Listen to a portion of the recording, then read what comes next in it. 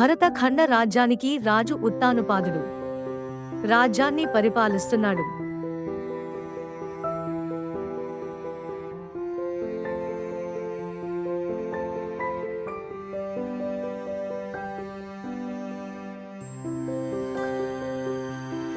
ఉత్తానుపాదుడు రాజు మొదటి భార్య పెద్దరాణి సునీతి నమ్రత, సభ్యత, మంచి స్వభావం కలది.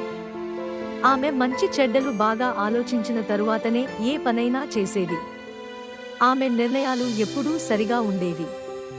ఆమె ధైర్యం, గాంభీర్యం కలది. సునీతికి ఒక కుమారుడు ఉన్నాడు. అతని పేరు ధ్రువుడు.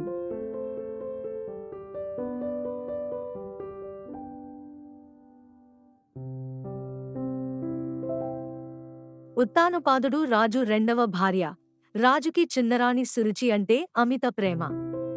ఆమె నోటి నుండి వచ్చే మాటల్ని ఆయన చట్టంలా భావించి అనుసరించేవాడు. సురుచికి తొందరపాటుతనం ఎక్కువ. చిన్న చిన్న మాటలకే కోపం తెచ్చుకునేది.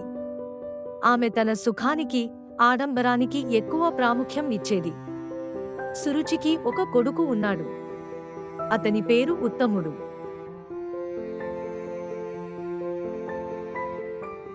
ఆమె మీద ఉన్న అతి ప్రేమ కారణంగా రాజు చితాలు గ్రహించకుండానే ఆమె ఏం చెప్పినా అంగీకరించేవాడు.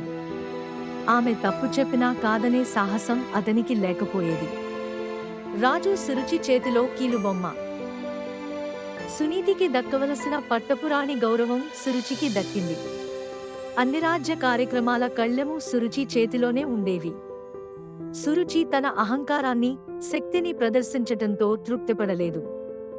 తన కొడుకును ఉత్తముడే రాజ్యానికి ఉత్తరాధికారి కావాలని ఆమె ఆశ.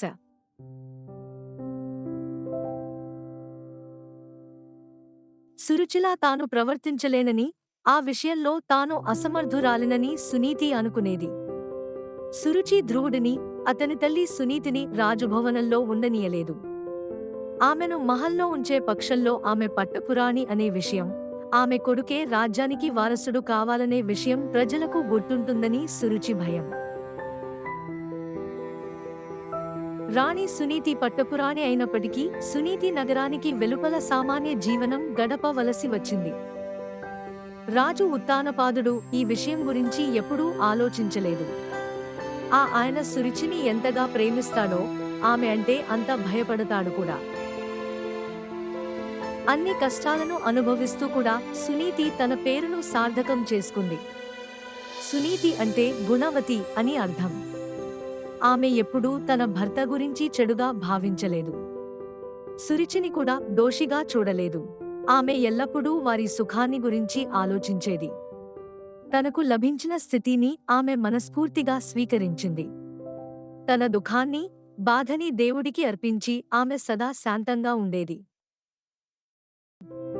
సునీతికి కొడుకు ధ్రువుడే ఆమెకు ఆశాకిరణం. ఆమె ప్రతిరోజు ధ్రువుడికి ఋషుల, మునుల, సాధుసంతుల కథలు చెబుతుండేది. ఈ రకంగా తన దుఃఖాన్ని మర్చిపోయే ప్రయత్నం చేసేది. ధ్రువుడి ప్రగతి, ఉన్నతి కొరకు ఈశ్వరుడిని ప్రార్థిస్తూ ఉండేది. ఆమెకు దుఃఖాన్ని దూరం చేసేవాడు, ఉపశమనాన్ని కలిగించేవాడు ధ్రువుడు ఒక్కడే. ధ్రువుడికి తల్లి అంటే అత్యంత ప్రేమ.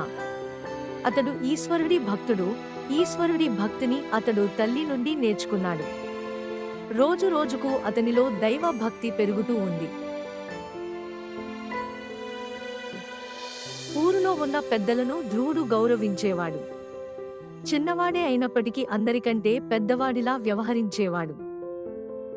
ధ్రువుడు, మా నాన్న రాజు అయినప్పటికీ నేను మా అమ్మ రాజు భవనంలో ఎందుకు ఉండటం లేదు? నాన్నగారు ఇంటికి ఎందుకు రావటం లేదు? అనే ప్రశ్న ఓసారి అతని మనసులోకి వచ్చింది. ధ్రువుడు తల్లితో, ధ్రువుడు, అమ్మా, మా నాన్న రాజు కదా, నువ్వు నాన్న కలిసి భవనంలో ఎందుకు ఉండటం లేదు? నాన్నగారు మన ఇంటికి ఎందుకు రావటం లేదు? అని అడిగాడు.